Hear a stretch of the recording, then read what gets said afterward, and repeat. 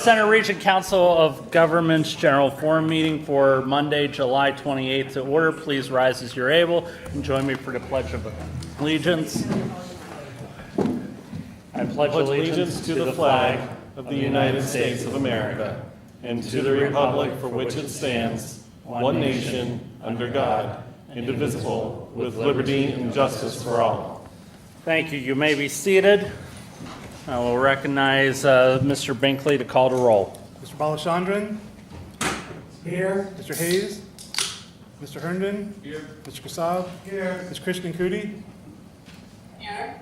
Mr. Myers? Present. Mr. Portney? Here. Mr. Bernier? Here. Mr. Best? Here. Mr. Frank is unable to join us. Ms. Mariner?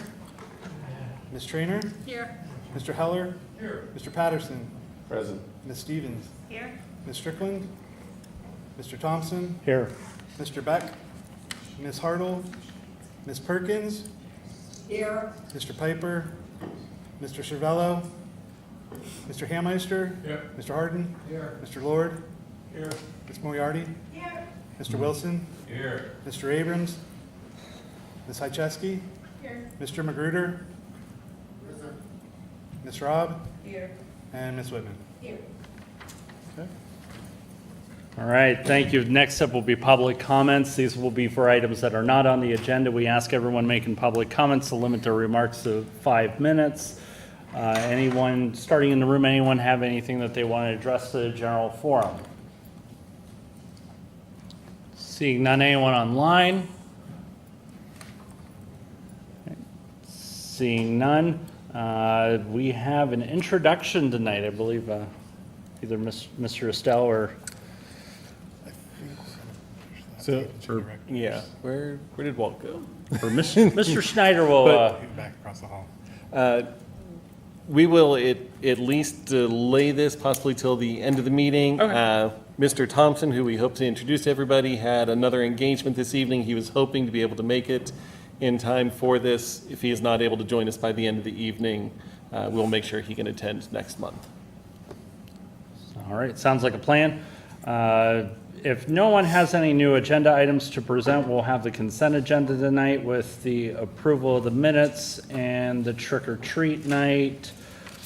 So if anyone, if nobody has any new agenda items or any of those items to pull, I will entertain a motion. I believe Mr. Haymeister, you made the motion to approve the consent agenda. Mr. Myers has seconded that. All those in favor say aye. Aye. Any opposed say no. Motion passes. Proclamation 2025-2, the proclamation of appreciation honoring the YMCA of Center County. And looks like we will have Susan Trainer of our Public Safety Committee and Jonathan Risley, the Assistant Chief of Emergency Management, presenting this item this evening.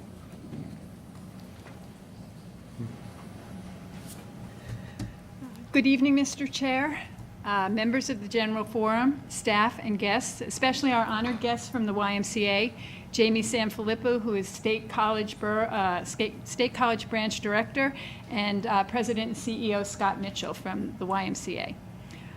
Before we present this evening's proclamation, I'd like to take a moment to reflect on the deep and lasting impact that the YMCA of Center County has made on our region. While the YMCA has been a national institution for more than 160 years, here in Center County, its mission took root when the Bellefonte branch was chartered in 1869. Since then, it has grown to serve communities across our county, from the Center region to Bellefonte, to Moshannon Valley, and to Penns Valley, consistently adapting to meet the evolving needs with compassion and purpose.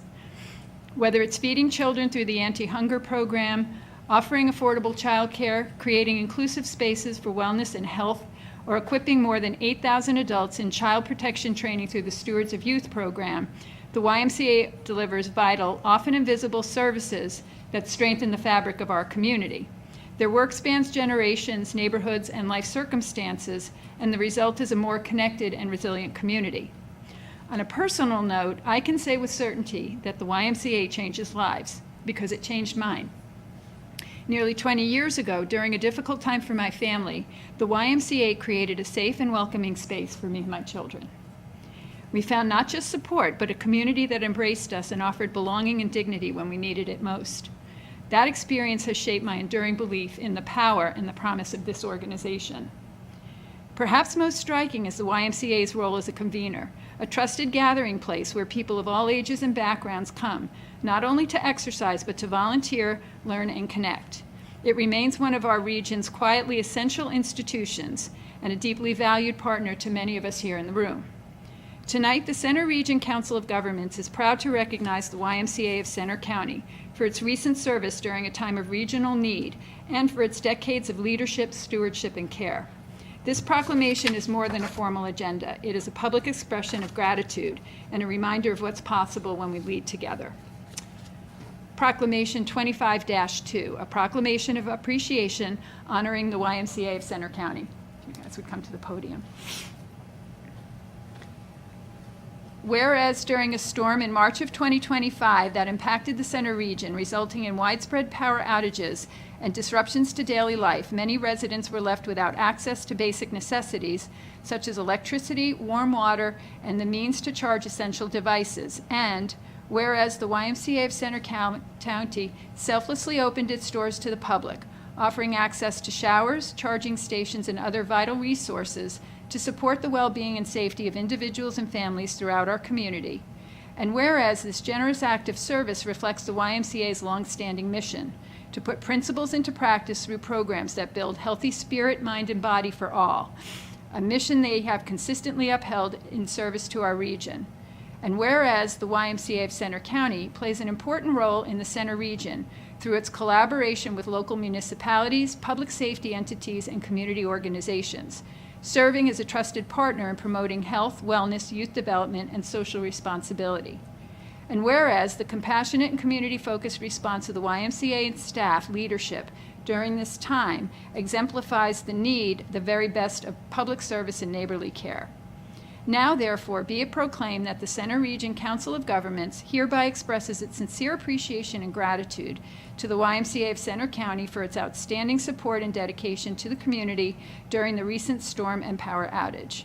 Let this proclamation stand as a testament to the YMCA's invaluable role in the lives of Center Region residents and its steadfast commitment to serving others in times of both calm and crisis. There is a motion for consideration in the packet. Mr. Chair? Second. All right, we got a motion by Ms. Rom, second by Mr. Portney. Any remarks that the General Forum would like to make? All right, if none, all those in favor say aye. Aye. Any opposed say no? I was going to say we could still take some remarks. Okay. Do you have anything you'd like to share? Sure. So at the YMCA, our role is to fill needs in the community, no matter what those needs are. So as Sue said, in times of calm and crisis, our doors will always be open to the community. And, obviously it's going to stay that way. So every time Jonathan reaches out to me, the answer is always yes. Of course, everyone can come and use our showers and, charge their phones and do whatever they need to do at the YMCA. So thank you so much, Sue. I really don't have anything to say. It was really Jamie leads a lot of this stuff. The staff lead this stuff. I'm really proud of them. So anytime that they can get recognized, it makes me feel really good about the work that they do in the community. Thank you so much.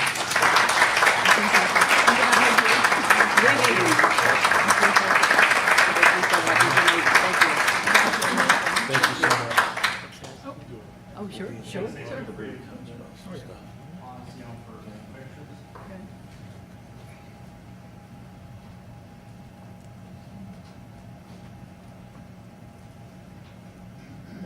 Awesome. Thank you. Appreciate it. Appreciate it. Thank you. Next item. Oh, Pam. No, but I just want to say thank you to the YMCA. And I'm hoping to speak for all of my colleagues that the storms that we have been having really took us by surprise. And for the YMCA to step up, it was an education piece to me about people who have wells. I didn't know about the electric. that they needed the electric for the water. And for the YMCA, you know, to step up and allow them to take showers and to charge their phones, it was major.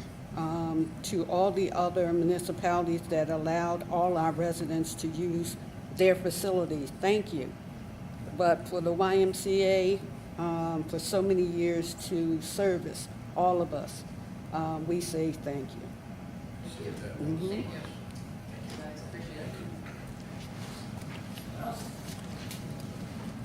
Right.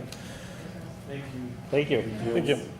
Next, Resolution 2025-5, the John Hess Softball Complex Master Plan All Ages Layout, and we will recognize the Parks and Recreation Director.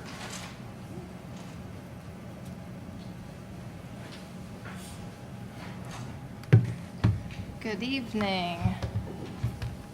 So I have a brief presentation. I've consolidated this through the numerous committees that have seen this already, so I'm going to speed through this as quickly as I can just to give those who maybe didn't hear some of that information an opportunity to kind of see where we're at with the complex. Give me 1 second.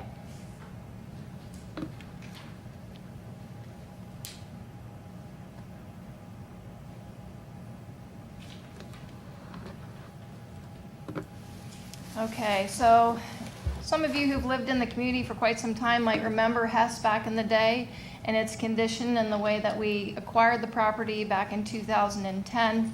COG and Harris Township at that time worked together to make some of the safety improvements in that initial acquiring of the land. Then in 2010, around the same time, they also jumped right into a master planning process. So a 190-page document was put together to develop a vision for Hess Softball Complex and to lay the foundation for exactly what amenities need to be in that park. This has been presented now to the Finance Committee, the Facilities Committee, Parks Capital, Center Region Parks and Rec Authority, the Exec Committee, and now to the General Forum. And it's been endorsed by all those committees to adopt one of the options that was included, which was a 3-field or a 4-field configuration. And the decision was to adopt the 3-field configuration.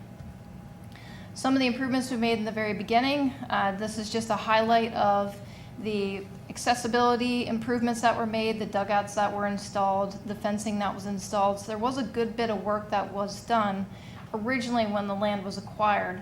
However, since 2010 and this project being complete, CRPR took over full programming to do softball activities and be able to really program out the facility. But we really haven't done anything aside from that and some minor testing that was done over the years. We have been focused a little bit more heavily prior to my time on Whitehall and Millbrook Marsh. So this is the 3-field configuration that was approved by the various committees and is in front of you today for formal adoption. The reason that the 3-field configuration was such a high priority was the fact that it provided more flexibility to offer more sports in the outfields, whereas the smaller fields were more constrained. It's harder for us to run a soccer game, flag football game in the outfields. So adopting this plan today, what it really means is setting kind of a path forward for where the amenities are going to go, some of the main utilities for restrooms, concessions, identifying what we're going to be planning moving ahead into the future. So why adopting the plan is so important is it also unlocks funding. So having an adopted official master plan will help us apply for those grants to be able to supplement municipal contributions toward any future phasing that's done in the park. Gives us a clear path and demonstrates that we're committed to the plan that was put forward. It's not to say that a master plan couldn't be modified or amended. There are things that you can modify and amend as you go through that first phase of developing what components you want to be in the park. You can also do minor modifications. Those options are still on the table. I just wanted to state that because sometimes when we look at a master plan, we feel we're stuck to it. So just a disclaimer there that this is really kind of the foundation to a strategy forward. So final thoughts are that this is not a funding directive. This is a strategic guide, giving us a little bit more guidance. You have in your packet this evening a suggested resolution for adopting this master plan, and I'm happy to answer any questions. Any questions for the Parks and Recreation Director? Mr. Haymeister. Not a question, but I'm pleased not to see a drain field. That says something.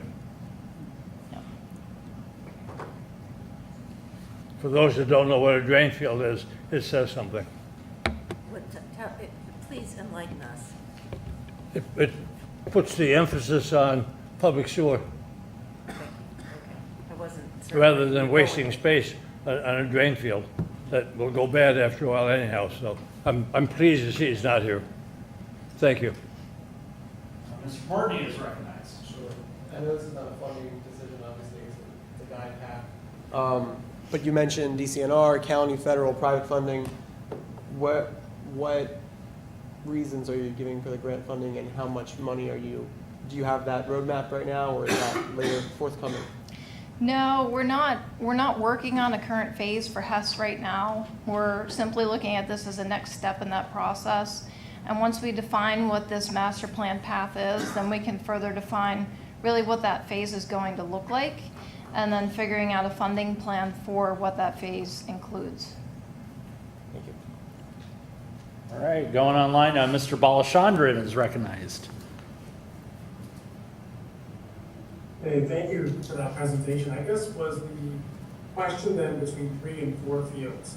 And the reason for why the plan was to have 3 fields was to be able to allow greater flexibility in the fields than to be able to use it for other sports. Is that basically the reason That's to go correct. for fields?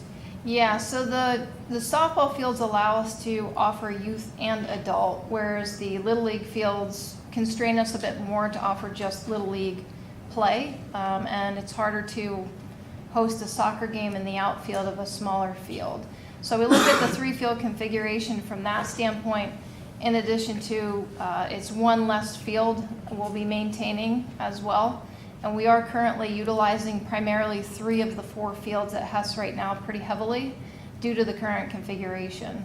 So it really does suit our needs from a regional standpoint to be able to offer and host those main tournaments for softball. Is the reduction of 4 to 3, will that impact softball at all? Or is the impact negligible compared to what the gains are by having? We don't anticipate any major impact as far as usage goes. We're going to maximize the space as best we can, like we are now. It's not to say in the future that you couldn't consider future land acquisition if that's an option to expand. But we felt that 3 fields really would suit our needs. Great, thank you. All right, going back in the room, we have Ms. Moriarty is recognized. I was wondering what the timeline is. For a first phase, Yes. no defined timeline right now. Like I said, this is just the next step in that plan. I know Ben and I have talked about a full-scale plan for all of the regional parks and looking at, a path forward of what the priorities are for each of those facilities and what those investments might entail. Looking at typically when you do a phase 1, phase 2, phase 3, your phase 1 first identifies your safety risks. You take care of your safety and your main components for utilities. Your phase 2 is a little bit more of that deeper dive into what are the main fundamental components of the park. And then phase 3 is the fluff. It's the playgrounds, the trails, the amenities, all the extra stuff that comes into the park that makes it attractive for people to visit. Well, I mean, considering this project was started in 2010, I guess I'm kind of wondering why every different project's taken before it, and I guess I'm wondering where this project fits, because it seems like this has been just blubbing out at sea, and nobody's bothered to touch it, so I guess that's why I'm wondering, is there a time when we will be presented with a timeline? We need to have a plan before we can establish I guess I'm a wondering what timeline. that This is what we're asking for you today, is to Okay. approve a plan so that we can begin working on timelines, funding, and everything else that comes with it. But until we have a plan to work from, we have nothing to plan out. Mr. Heller is recognized. Yeah, thank you for that. And appreciate the presentation. One of the things that I wanted to focus on is that last item, grant ready with adoption plan.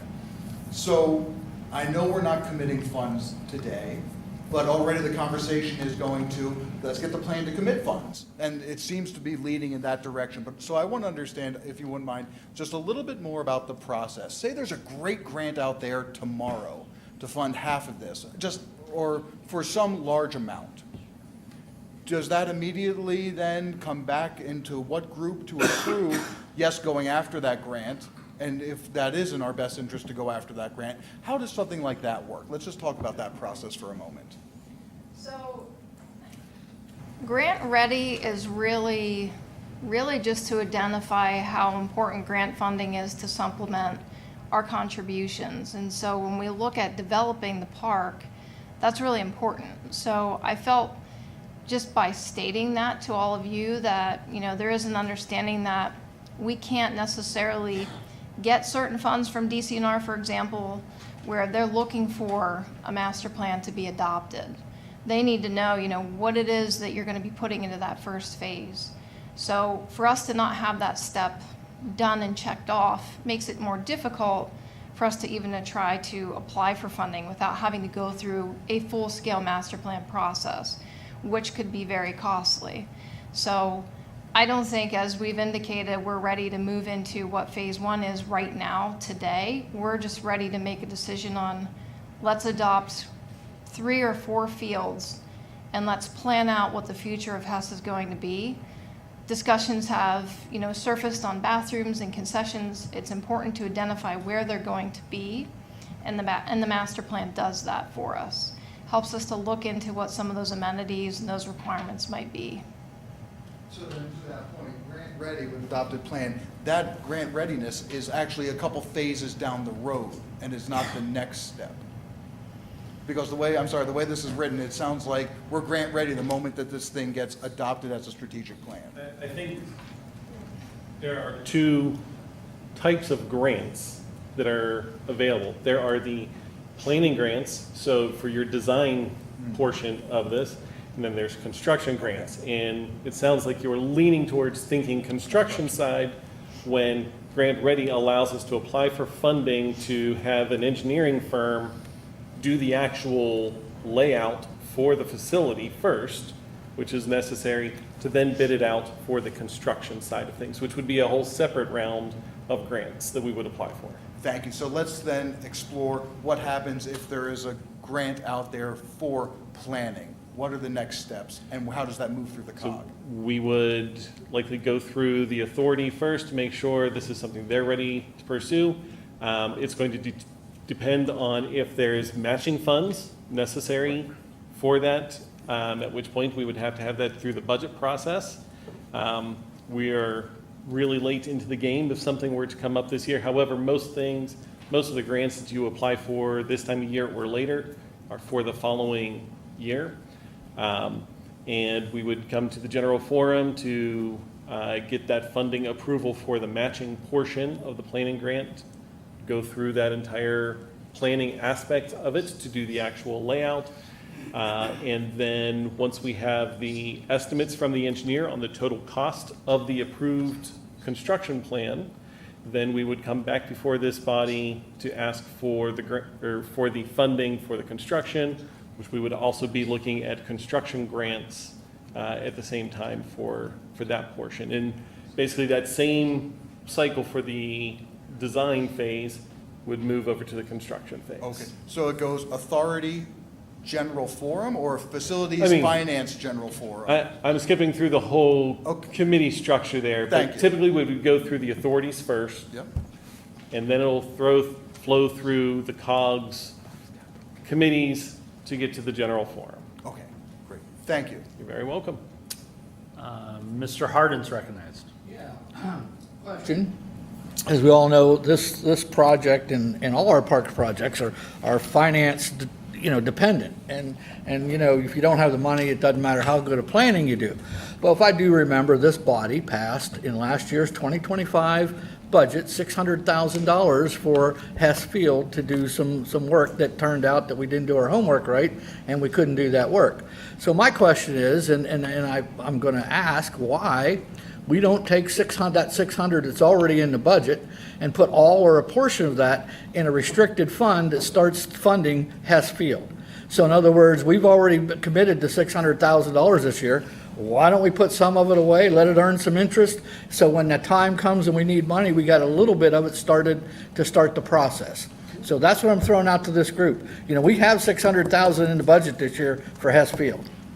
I think we should take all or a portion of that and set it aside and restrict it for Hess Field. That is currently restricted. Okay. Those funds were already restricted through the budget process. They are not going to change. They're going to stay restricted. They will stay restricted until this body says otherwise. Mr. Bernier is recognized. Thanks.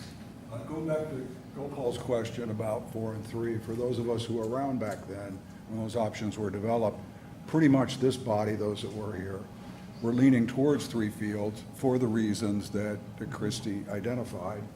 And I will say that the experience since then at Oak Hall has really done nothing but support that concept, particularly if, specifically to Gopal's question, if one of the fields remains lighted, that can take the place of a 4th field because of the extended use you can get after hours.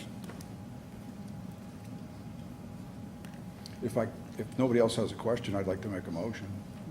I'm going to call him Mr. Portney. He had his, okay, that must have answered whatever he had on his mind. So, yeah. Mr. Chairman, that the general forum as recommended by the Center Region Parks and Recreation Authority, Parks Capital Committee, Facilities Committee, Finance Committee, Executive Committee, approve Resolution 20-25-5 endorsing the John Hess Softball Complex Master Plan, all ages layout depicting the 3-field configuration. All right, do we have a second on that? Got a motion by Mr. Bernier, second by Mr. Kassab. Any further discussion? Yes, Mr. Yeah, I think this entire discussion solidifies my concern with moving forward with this resolution. It really just hits right on the unknown going forward. However, I do recognize and acknowledge and appreciate the fact that we, in order to move forward with anything at any time, doesn't matter how long it is away, that there's got to be a starting document, and this is that document. So thanks for kind of solidifying that in my brain. But I still am very concerned from a budgetary perspective, a funding perspective, what's where, and this concerns me. But I guess I'm good to go on the resolution. Over.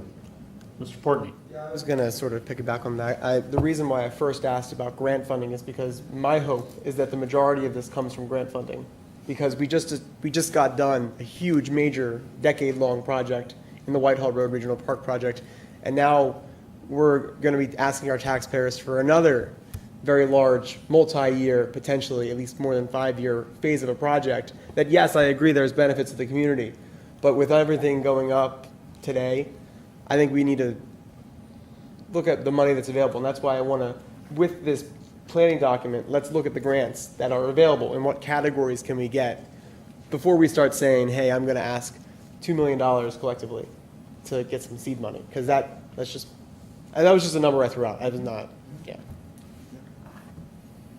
Right. Anyone else? If not, all those in favor say aye. Aye. Aye. Any opposed say no. Okay. Passes unanimously. Next, Resolution 2025-6, the Meeting Etiquette Guidelines and Code of Conduct. And we will recognize the HR Administrator and the Executive Director.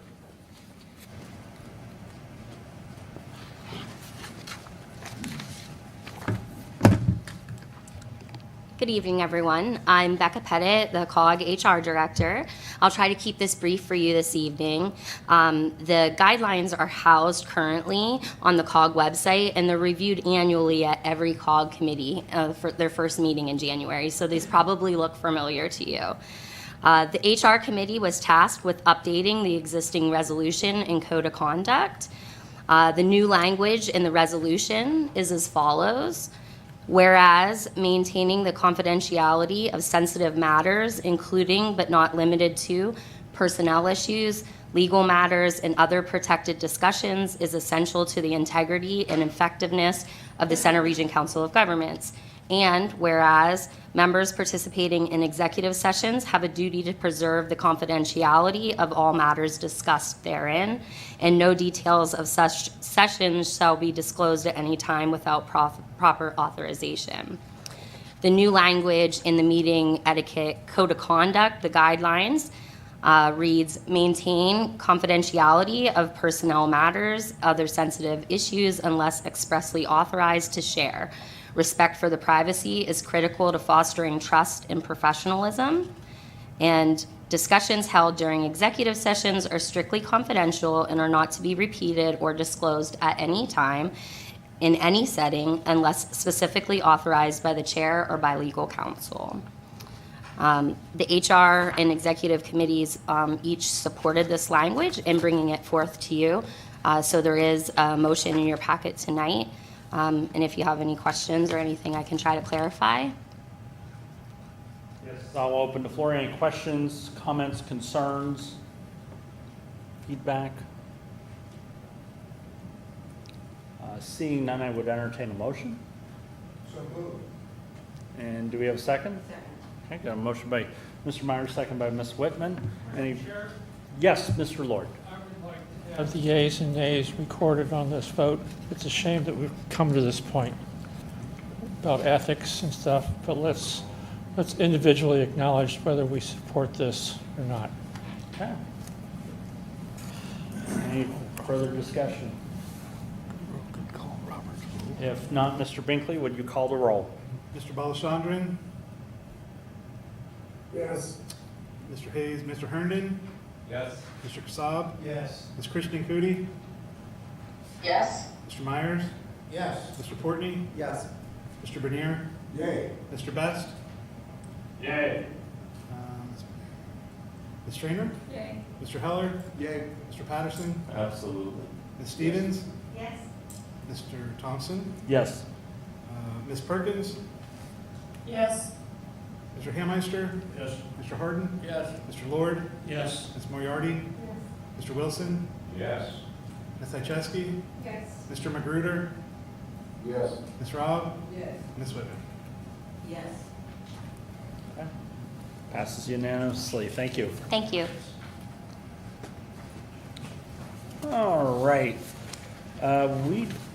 Next up would be our university report and State College Area School District report. We have no representatives or reports here this evening. So we will move to the executive director's report.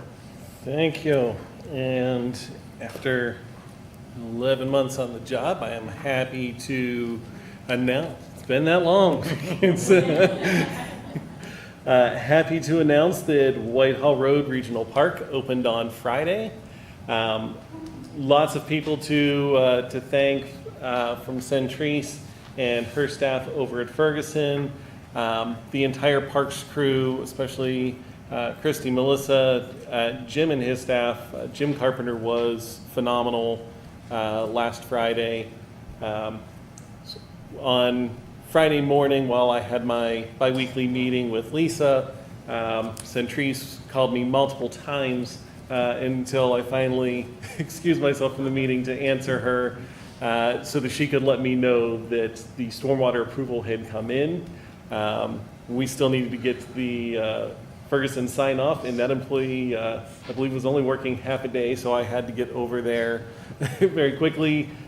She was wonderful and drove over to the park with me so that we could meet Jim Carpenter to grab the documents out of the buildings. She signed off there in the park. And then I drove them back to Walt, who I had already made contact with, and he's around here somewhere, who waited over lunchtime to sign everything to get us the certificates of occupancy. In the meantime, Jim Carpenter went over in the near 90-degree heat to clean bathrooms, to make sure that they would be ready to go for that afternoon. We then had rainstorms to contend with, but they let up just in time, and the park has been packed.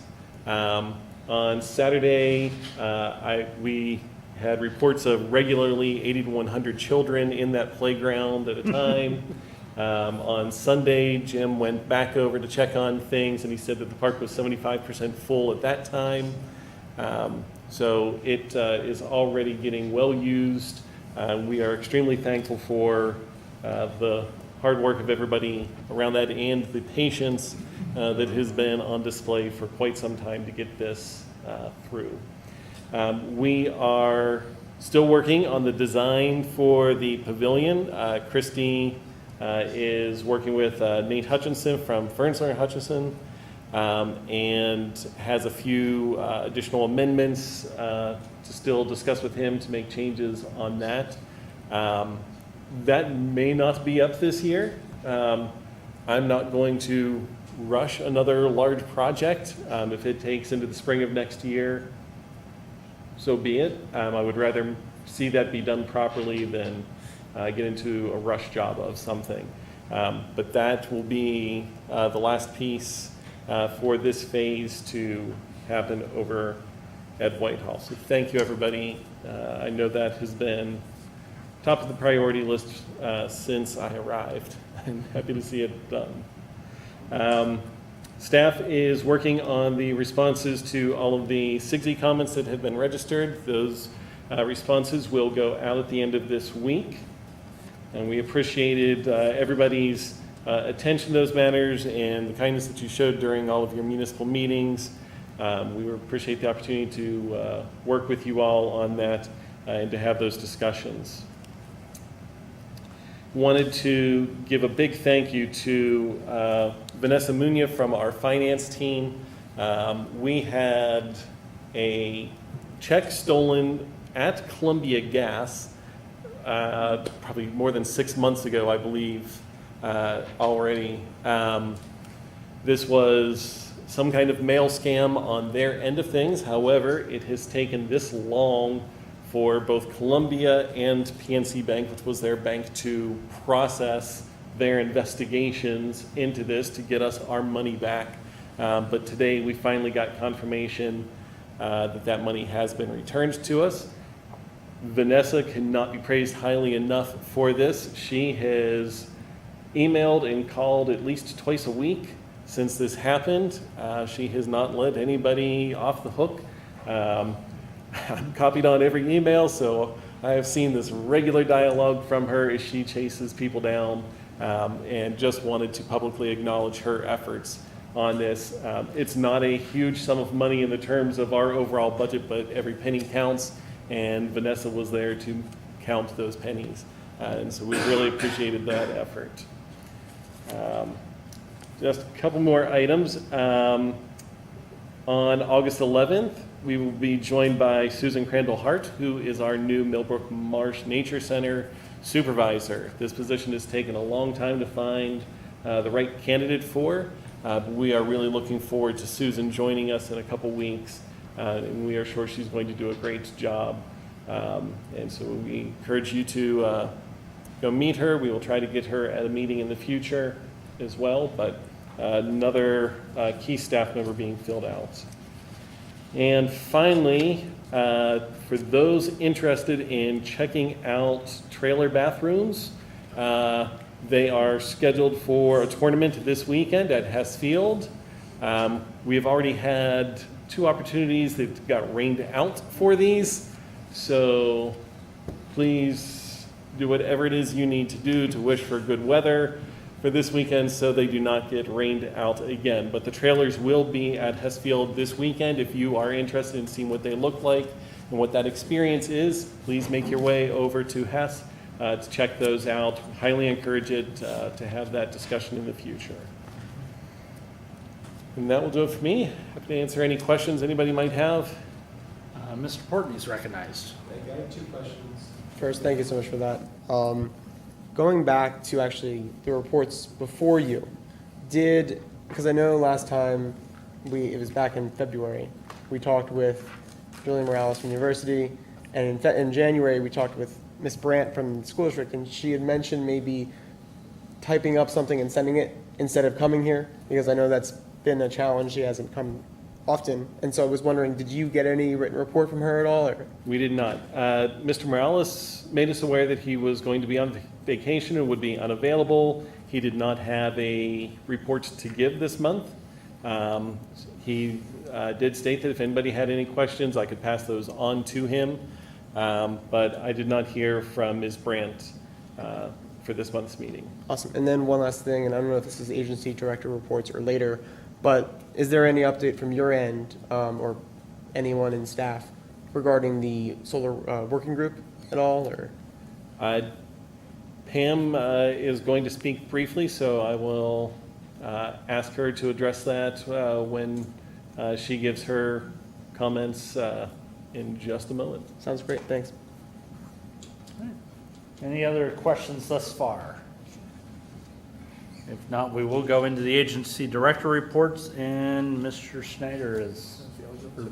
Okay. She wants to address the grant first. We will then go online and yield to Ms. Adams. All right, good evening. Thanks. So first, I guess I'll answer Josh's question, but let me just give a little recap. I've been in this position now 3 months as the director, and we're working on the comp plan. We've produced a series of trend reports that Lucy will be seeing next week, and we are doing outreach and engagement that's kicked off in July, and we've been meeting. I've met with almost all of the planning commissions to introduce myself as well as talk about the comp plan, working through the budget process and learning the details as director. So I'm really fortunate to have a great staff, and it's been nice and an easy transition since I know most of the people. But I will let you know that we hired a new office manager who started July 1st, so that's great to have. We are down 2 vacancies that we're not going to fill until we evaluate the needs of the municipalities. And so we put out a request for services, and we've gotten proposals back, 2 proposals back that we're currently evaluating to help us with the staffing shortages, I'll say. This week, Lydia Newhouser, who's our AmeriCorps member, her term is ending. If you recall, AmeriCorps sort of had a disruption in funding from the federal government in May, so we moved her over into a temporary position, and her last day is this Wednesday. So, with that being said, as far as the PPA, I'm still carrying lots of things with me, and the PPA is one of them. So, on Friday, we had a conversation with the solar developer, and I just see that there is an email when I got on this evening from, we've gotten our first signatures back, so they're not all coming in necessarily at the same time, but it appears that we're getting signatures from the solar developer. And I haven't opened it, but that process continues. So I don't have much more of an update other than we had the conversation. The owner was on vacation last week and is back in the office, so that process continues to move forward. There will be some things to continue to work out. If you recall, the documents stated a June construction date, which obviously that is not happening. So there will be that type of amendment and some of the tightening up of things. There's no financial relationship to that, but that is what I know on the PPA. I have another update, so let me just also explain when I mentioned before that we're trying to evaluate the needs of the municipalities. There's been some recommendations, and I think it's a good one to form a strategic working group, if you want to say. And so I'm hoping to start convening that by the fall, start putting it together, but asking each of the municipalities for representation and start forming that so that we can kind of look at what the needs are on the regional planning and sustainability side. So that is the status and update from regional planning, MPO, and sustainability. Any questions for Ms. Adams? Mr. Patterson. Hey, Pam Omari here. You had me up until, I think you were saying something like you didn't think there was a financial link to that construction date change or some of those document tightening ups happening. Please explain. You may have more there. Yeah, I guess what I'm trying to say is there's no penalty related to that. So basically the way the documents are structured, there are certain things that are of importance to the developer that could include some of their, how they get their financials with their banks. I don't have the specifics, but the consultant has said that there's things that matter to the developer that date obviously is not happening in June, and so he would like to have it reevaluated. It doesn't impact us as the user. It doesn't impact the end date, and it doesn't give us any, there's no financial penalties attached to it. And how do you know that it doesn't impact the end date? Because they haven't asked to move the end date. So they have, the October is still the startup date, and now based on the federal government, there's even more incentive to do it sooner, if you want to say. So they just have to figure out the impacts of the bill that has passed to be able to determine what their new timeline is going to be. But they have not indicated it will not go beyond October. At least they have not said that they're looking to push that out. They just want to push out the construction date because it did not happen in June because we did not have the documents back to them. Got it. So I think maybe, I guess we'll see when I start to shed a tear. But I think there was a question some time ago about at what point are we going to impact this deal. It sounds like we did by not signing everything. And I never heard, up until you just said it was not, I don't think I heard those words ever stated that we're impacting the deal by not by us as member municipalities not getting all of our signatures in. So the June date is the only thing that was impacted in that regard, and there's no impact on us. So I guess that's what I'm saying. So the federal government's bill has more of an impact, but that is unprecedented. Like if we had signed this 6 months ago, there could still be impacts from the bill that would change the deal, if you want to say. Okay. Perhaps we need to take this offline. Just for me, I'm not fully understanding this thread, and maybe you just need to get, because of the emails that just came in, you probably need to get some things squared away there as well. So I'll cease any additional discussion there. Thank you, Mr. Patterson. Mr. Portney is recognized. Sure, thanks Pam for that update. So my question is involving PJM and the impact of this now on PJM. I mean, we all voted in December and January, and I don't understand really fully yet, and I guess we can also offline this about the delay from January to June for all the signing on our end. But beside that, you had mentioned earlier that the PJM was frozen in line. Do we have a schedule at what point will all the signatures be necessary to get us to unlock that, to unsuspend us in the PJM queue? Do you know what the schedule is from today forward? No, I do not have that schedule. We had the conversation on Friday. I see that one of the documents came in, and so we're expecting to get more of that. Basically, our understanding is when the solar developer signs the documents, they will also be, again, continuing to evaluate this bill. There's changes in REC prices.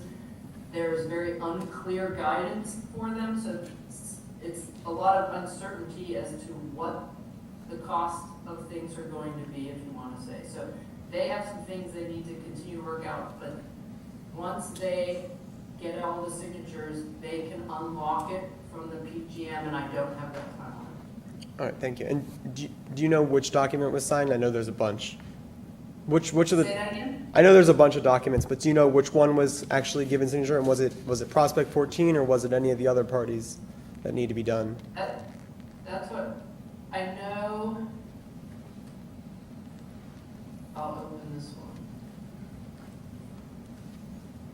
I think it's just Prospect 14, so then, yes, then it's just the PPA, but that's sort of the foundation that then the retailer has been asking the consultant for. Once we get it from the solar developer, we've heard that the retailer will sign as well. So it's all just going to come down now, hopefully soon. Yes, yeah, we should have an update and can email out the elected officials once we have all the documents in hand. Thank you. And then our plan would be to convene the Center County Solar Group and a meeting. Mr. Balchandra is recognized. Thank you. Thanks a lot for that. I'm wondering, is there any danger right now that I guess all the municipalities have signed the document and we're kind of waiting on the private entities to sign now? I mean, I understand that everyone sort of negotiates in good faith when the weather is good, but when the weather is bad, with a hurricane coming, it's not unprecedented in commercial litigation for parties to back out of contracts or things like that. Is there any worry on your end that the developers on that side think, you know what, because of this bill that's passed, the cost for us to do business and do a project like this has gotten cost prohibitive, and so we would rather just walk away from the deal than go through with it? And if that is, I guess I wonder whether that is a concern that you have about it, since you all are the ones that are closest to negotiating this. And two, if that is a concern and that is something that happens, what sort of remedy do we have? What kind of I guess, what are our options then? Yep. I'm going to start with your second question because we've asked some of the solicitors, COG hasn't, but the school district has, as far as, and there's no charge, I'll just explain that it's just been sort of an exploration to understand what kind of recourse we may have, and the answer is we don't, right? If they don't sign them, then there is no agreement. So that's the answer for that one. Based on the phone call, the Prospect 14 is invested in Pennsylvania and is invested in solar and is an alumni of Penn State, so it has, all these things combined, and interest in seeing this project move forward. So that's the sense of the phone call that we got, but he also said there's a lot of things that they don't have all the answers to yet because executive orders came out right after the bill. There's a lot of moving pieces. So they have to make this financially work for them, and that's how the discussion was left on Friday. But since we've got one of the documents signed, that's at least a good start. Like, they're starting to come in, is my understanding. It doesn't mean that there won't be, a major discussion on what this looks like once they have an idea of what the numbers are.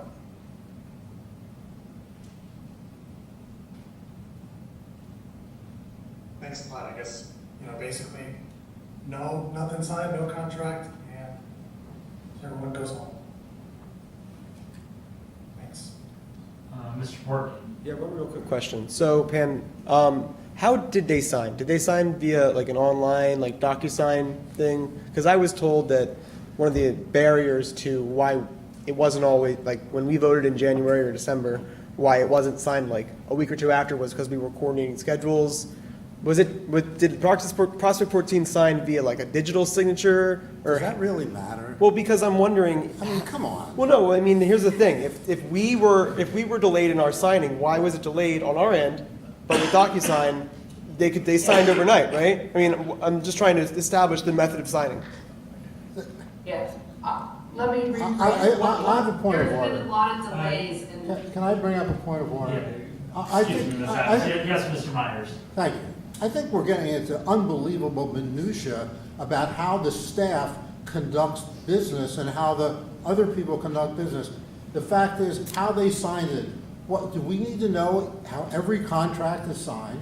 Do we need to know if it's signed in pen, auto pen, pencil? Well, I don't understand the line of questioning here. Well, with all due respect, I'm still talking. You interrupted me. With all due respect. No, I didn't. I was recognized by the one at chair. a time, please. Let's try to maintain some order and stability here. So I didn't interrupt you. I asked for a point of order. And the fact that, pardon me? It was whether or not we. And the fact is, I think these things are the purview of the staff, not the purview of every elected official to start asking how they conduct everything that they do. I don't think that's a proper way to proceed. And I think, in fact, it violates the very thing we just voted on before. Here. Well, my question, in response, I'll ask my question again to Pam. The reason, my foundation for asking the question was, I'm wondering about the method for signing to explain to people who have been asking valid questions about why it has taken so long to get to this point, when we all voted back in winter, when there was snow on the ground. It is now 90 degrees, and we are now at a point where we're now at a point of action. And I wanted action. If this thing was moving with the momentum that it was moving back in winter, why it took so long. That's the foundation for my question. If you don't have an answer today, that's fine. Yeah, I don't mean to imply, and never meant to imply, that it took us longer than expected or normal in the May. We received the documents in May, and I don't have a reason why between, and I have to look at the timeline. I know the borough signed early, but the last one was maybe in February, and we got the documents physically in May. So I don't have the timeline in front of me. I can look at it, but our timeline of our signing from May to mid-June did not cause any alarming delay that caused any problems. But I don't have the answer as to why it took so long from the time the borough signed it until the contract. I'd have to look at, I'm not prepared for that information. Okay. Think we're good there. Any other questions for the planning and zoning director? If not, let's go to the next report. I believe that will be Mr. Snyder. Good evening. The Center Region Council of Governments applied for 2 grants regarding electric vehicles and electric vehicle charging. We received notice on July 8th that we had received both grants. The grant for the electric vehicles provides $15,000 to purchase 2 electric vehicles. Those would be full electric vehicles, not hybrids, and basically is based off the cost of doing the incremental increase from the hybrid over to the full electric vehicle. The second grant was to provide infrastructure here at the COG building to be able to charge electric vehicles. We had originally applied for approximately $200,000 in grant money. We received $28,000. Significantly different. We did not receive an explanation other than they believed that they were tightening up the budget regarding what we had anticipated, which was to provide wider infrastructure capabilities than just charging the vehicles that they had just given us the $15,000 grant for. Upon notification of receiving the grants, I made consultation with the executive director, and we engaged an electrical engineer to look at the building's electrical system. We knew the building's electrical system was not capable at this point in this configuration to support what we had wanted to do and had applied for the grant for. But we wanted to see what we had in place based on the existing infrastructure, where exactly is the bottleneck in the infrastructure to provide that charging capability, and also to give us an estimate of probable construction cost around doing a reduced scope charging capability to be able to charge the Center Region Code Administration's current plug-in hybrid vehicles and the 2 electric vehicles that we applied for the grants for. That study is currently underway. I anticipate getting the results of that later this week. We need to respond to the grant organization by the 8th of August if we are going to accept or not accept the grants. We have found to date that some very good news in that when the building was constructed, the electrical infrastructure, the primary service is sized for 800 amps. All the primary electrical equipment is sized appropriately. The bottleneck in the system is the transformer that was set by West Penn Power when the building was constructed, based on the load calculations that were provided to West Penn Power at the time of construction. Currently, the transformer is slightly overloaded, which is not uncommon with West Penn Power. It's not uncommon that they run them right to their rated capacity.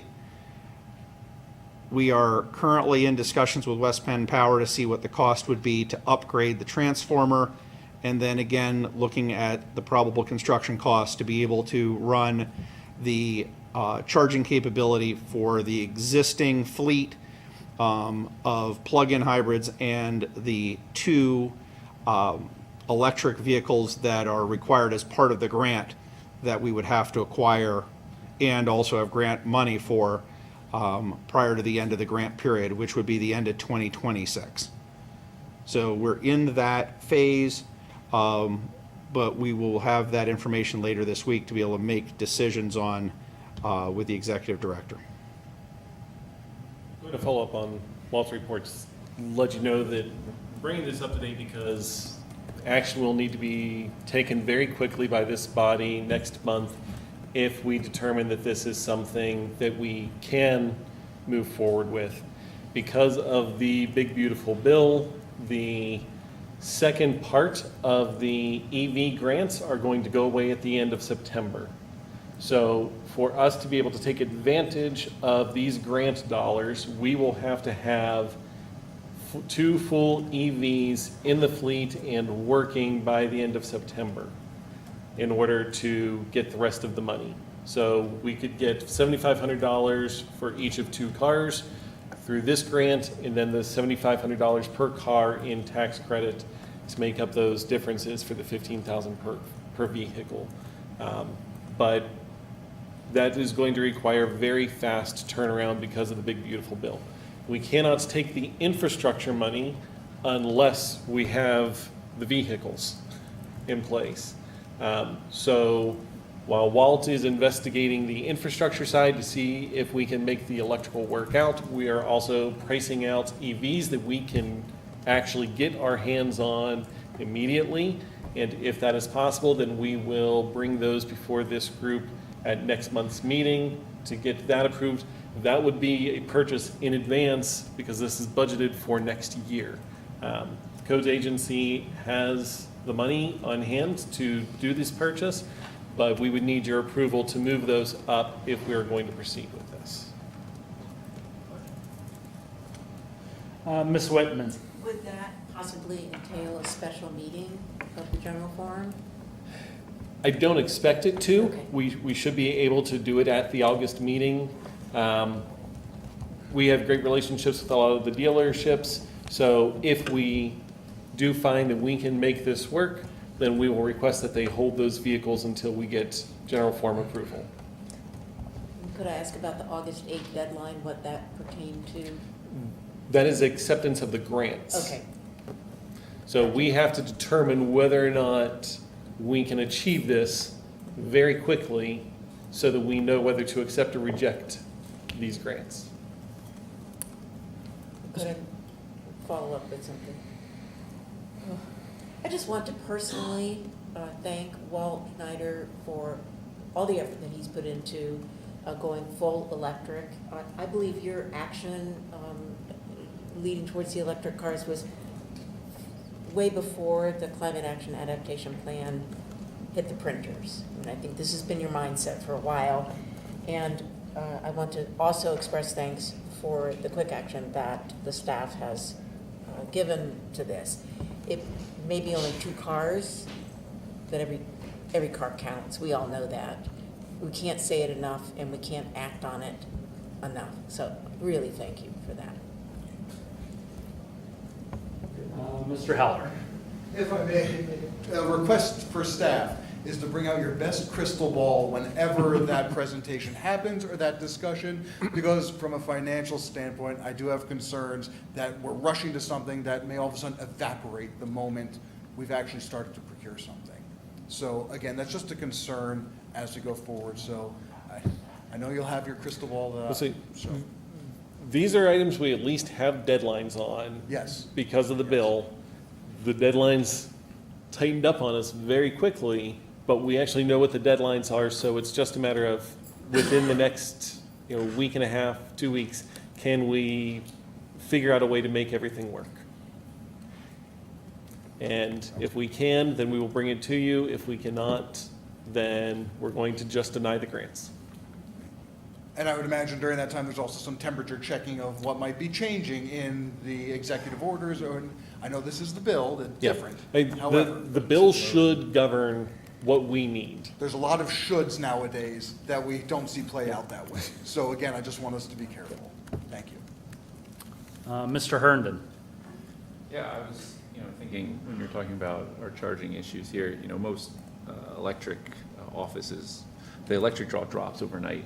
Is this study looking at that time of use and saying, if we just charged overnight, would the transformer handle it? Are we looking into the time of use aspect?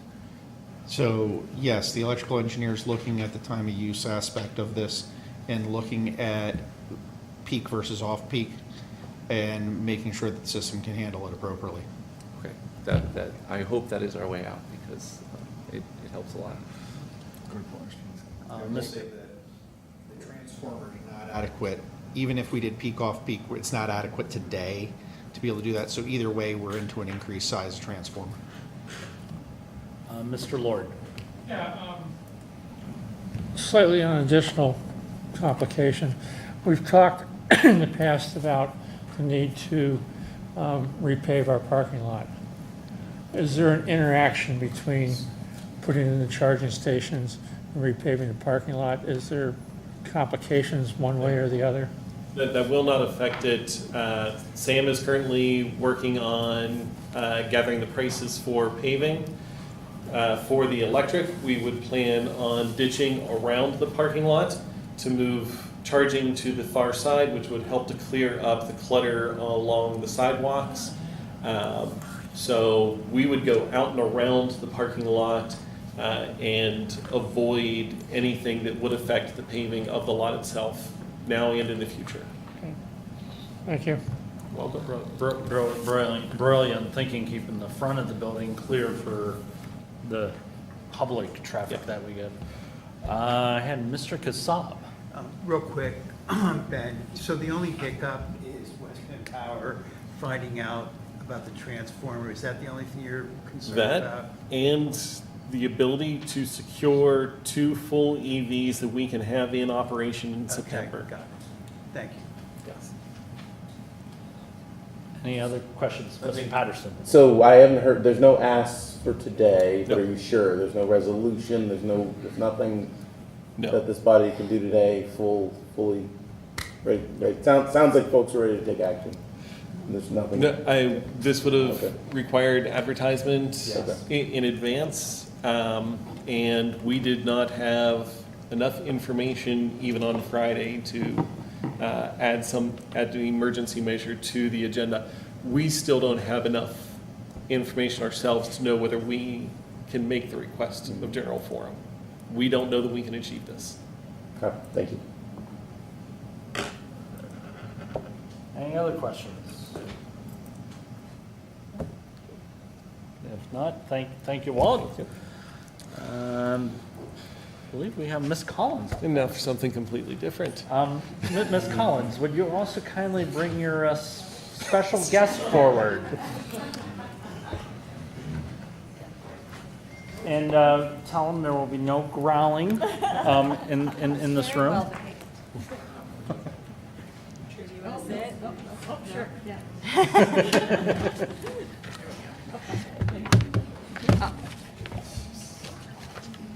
Thank you. Awesome. Thank you. Okay. Hi, everybody.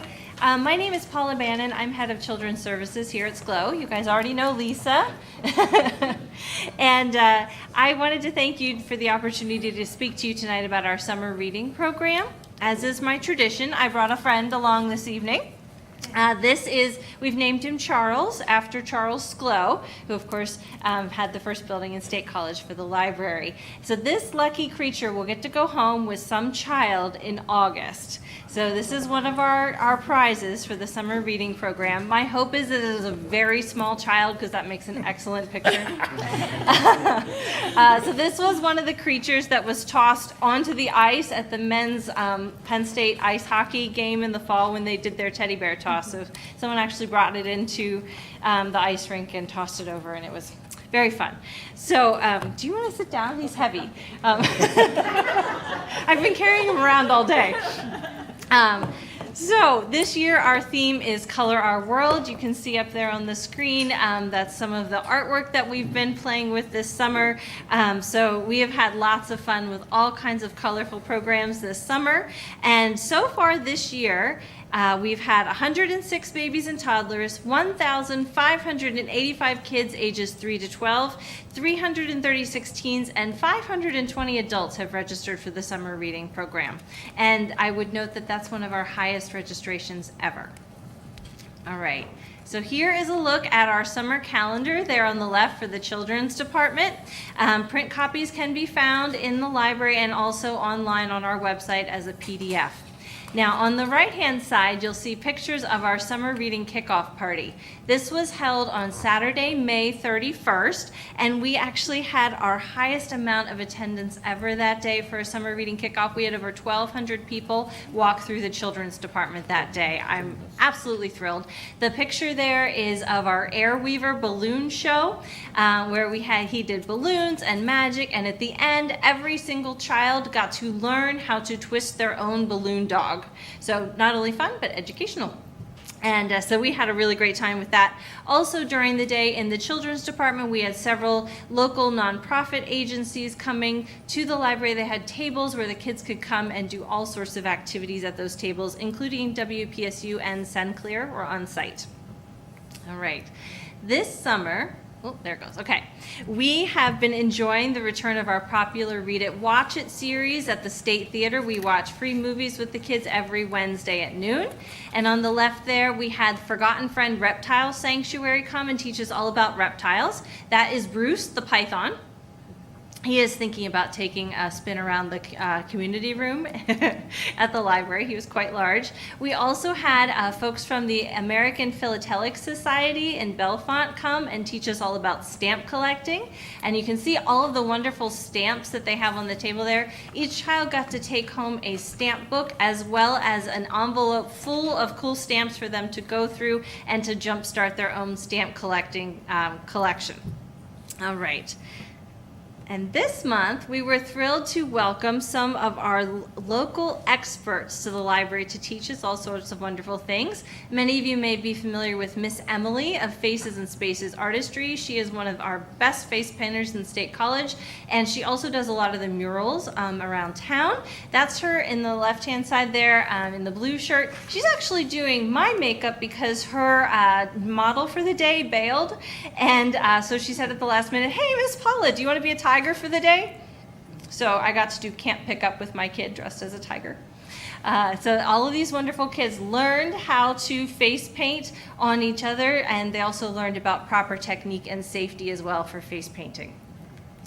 And then we had a sidewalk chalk artist, Graham Curtis. Some of you may recognize him. He had done several years of Arts Fest sidewalk chalk painting. He's very talented, and he is sharing his talents with a lot of wonderful kids. So we were outside in the arcade, and we got super lucky with the weather, and he taught us all of the wonderful things about sidewalk chalk art. So that's another local expert that we have.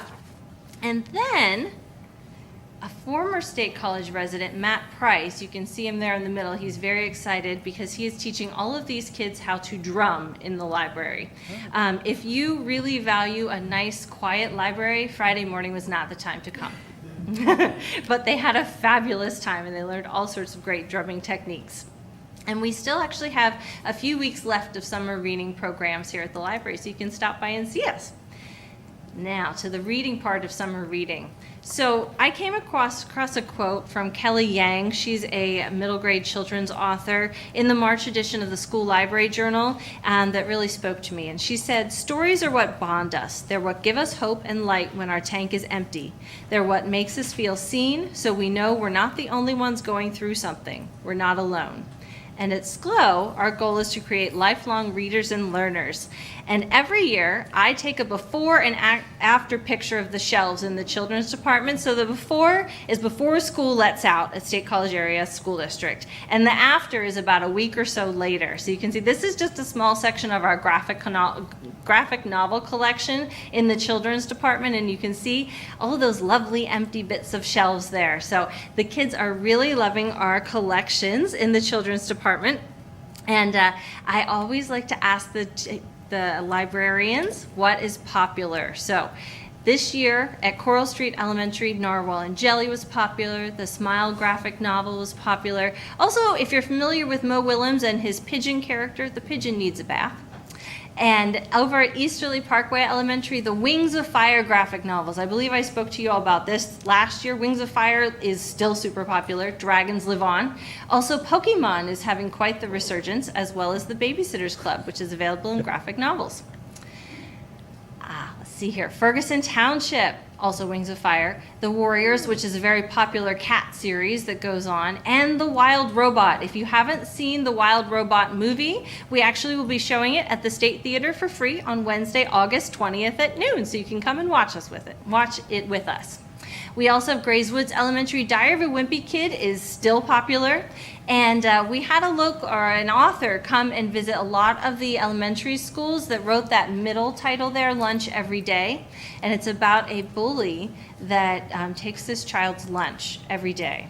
And then he meets this kid's mom because he got invited to the child's birthday party, and the mom offers to make a second lunch every day to give to him. And it's actually based on a true story.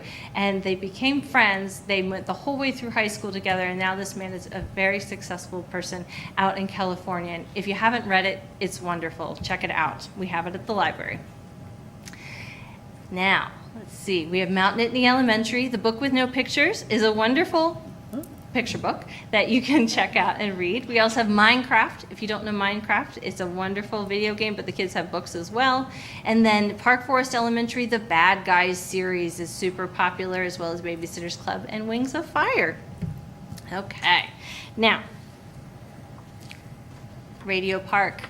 Also Pigeon. Dogman. If you remember last year, I talked a lot about Dogman. He is also very popular, as well as the Who Would Win series. Now, this series is great for your little nonfiction readers who are just learning how to read, and it takes different animals and pits them one against the other and discusses all of their different attributes and then discusses who would win.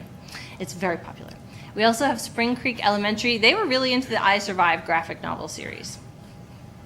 Okay, so I would just like to share with you some of the amazing prizes that our local community has donated beyond the giant bear. So we have a tuxedo cat Lego set. We have mini cupcake makers. We have all sorts of wonderful smaller stuffed animals. And by far, the most popular prize this summer is the icy machine donated by Growing Tree Choice. So we've actually had, if you have been into the children's department, we have big file boxes that we use to put the tickets in that the kids earn by reading every day. We've had to empty it twice already. And we put up a big sign that says, don't worry, your tickets aren't gone, we're just saving them so they don't all end up on the floor. So very, very popular this year. Okay, and those prizes are donated by members of our local community, they're donated by local businesses, and they are also donated by folks who purchase things off of the library's Amazon wish list for our summer reading program. So those are all wonderful things that we could not do without our wonderful community. Okay, so now I'm going to turn this over to Lisa. I'm going to switch bears here.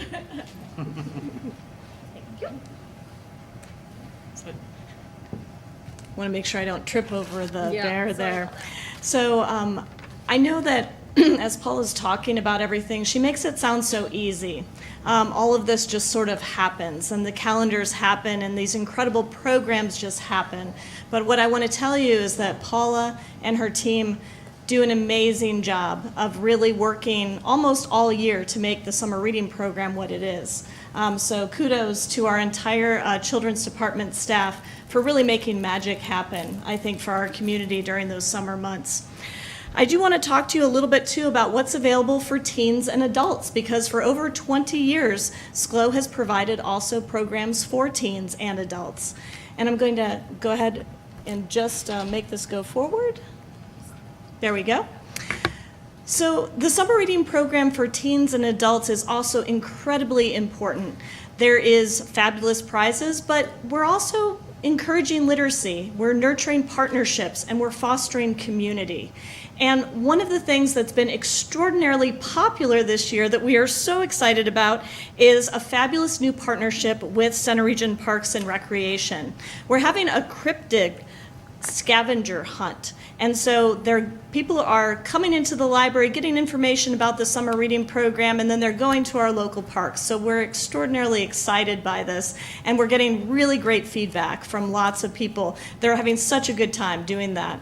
So it's a great opportunity for us to show the connection between our parks and also our library. Of course, winning excellent prizes is a huge reason why everyone sort of, says, like, hey, I'll give it a try. I'll participate in the summer reading program. Community donations will include memberships or passes to local organizations like Discovery Space, OLLI, and the Art Alliance of Central PA. Local businesses include Igar Games, Choo Choo Bun, Appalachian Outdoors, and many, many more. And thanks to them, what we're able to offer is to reward summer-long reading and to nurture strong relationships with our partners and with the other nonprofits that are in our community. So I would say, got to spread the word. It's go.sclo.org/SRP for summer reading program. There's still time, and we're glad that we had a chance tonight to just give you a brief glimpse into everything that's happening this summer at your public library. Any questions that Paula or I could answer for you tonight? Or Charles, there. Miss Rob. To our townships. I want to donate from Patton. Anybody else would like to take the challenge? Harris, Ferguson, Borough, Township. Anybody else would like to donate to the summer reading program? Come on, guys. I know. What are you doing? Anything. What are you doing? Yes. Thank you, Amari. I know you could. Anybody else? Tell me what you're doing. I didn't hear that. I can donate a basket, a stuffed animal. Thanks to Matt's wife who works at the Learning Tree. Stop in there. Just donate something. This is our residents' children. And I'm saying from Patton, Crawford's middle school, elementary school, but just from our township, to the families. And I'm pulling my colleagues All right, in we'll take with it. We'll take it. All right, Did you say you Ferguson. have a wish list, an Amazon wish list we can check out? Absolutely. I'll send it to you tomorrow. All right, Thank you so anybody much. else? Okay. All right, come on now. We take Snacks. All right. Yes, we do. We got the borough, we got the township. Harris, I know. Frank, I challenge you, Frank. All right, let's go. Army, baby. Come on. Army, Navy. Get all that stuff. Army, Navy. Talk to those guys. They also take snacks so for all of us with those Sam's Club memberships, there's plenty there that we could Come on, then. bring over. My buddy know what here. to do. Come on. Just say, Harris. Come on. Man, it's like Come a on. bear, I hear it. getting these accept the challenge. We can't thank you enough, though. Truly, it's an incredible number of people in our community. People just, giving little bits and pieces, little things that they have, and the kids get so excited about it, and the adults get so excited, and the teens get so excited. So it's a great opportunity for us all just to read together, enjoy our summer together, go on different explorations together. So we really appreciate everything that all of you do to help us make this happen for our community. Thank you. Thank you to my colleagues. Thank you.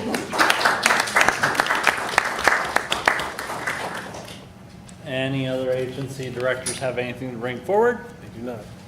They do not. Authority boards and committee reports. Anyone have anything for executive committee? Any questions? If not, finance committee. Mr. Frank is not here this evening. Does Mr. Krishnakati or anyone have anything for finance committee they wanted to point out, or any questions? Nothing other than what's already been reported there. All right. I have nothing further for HR committee. Any questions on that one? Parks Capital and Public Safety did not meet. Facilities Committee, we don't have anyone here for that this evening, but does anyone have any questions? This month's meeting will likely be canceled. He will be out of town. Sam will be out of town this month, but he will supply a written report out to the committee after he speaks with the chair. Okay. Climate, well, I've almost skipped over Lucy, but Lucy did not meet. Climate action and sustainability. Another chance to give a shout out to Lydia Newhouser, who was so instrumental in getting up the community steward program for climate action. So Lydia, that's it. Right. I was going to say, we don't have anyone for Parks and Recreation Special Governance Committee. Does anyone have anything they wanted to add on that? We already heard from the library tonight. Center Region Parks and Recreation Authority. Any questions for them? And anyone from EM Council have any updates or anything that they wanted to share? Nothing to report. We meet Amy tomorrow. does. All right, thank you. Didn't see you in the room, Amy, but thank you for joining us. Any questions for Amy? If not, any other matters of business anyone wanted to point out? On the matters of record, I would like to draw your attention to item H, the budget work sessions for that schedule. I know everybody's getting excited about budget season, so your list of dates are in there. And then an addendum to Part R. So we have two new executive directors in the region. CATA has a new executive director, Todd Horsley, who started, I believe, 2 weeks ago, and the Recycling Authority just today had their new director start, Jason Neidig. So please welcome them to the region. Any questions, any other matters of record? Mr. Harden? Next finance meeting or whenever, I would just like a clarification on number, oops, I just cut it up, J. And that would be, at the end of, they're saying they're aiming for a 15% net margin. Is that net gross profit margin? Is that net margin? Or is that net profits? And then how does that compare to the rest of their concession operations? So I think I'd like to hear that. You don't have to do it tonight. I'd like to hear it at next finance committee. Currently at 15.4% across the Is that agency. gross, is that net profits? That's net profit. Okay, that's what I wanted to know. That is net profit for goods and employees. That does not count the facility in which we make everything. And that falls within the benchmarks for the agency. If nothing further, I will entertain Move we somebody to adjourn. present item 17. And do we have a second on that? All right, we're adjourned. Have a good evening, folks. Are we still, how much?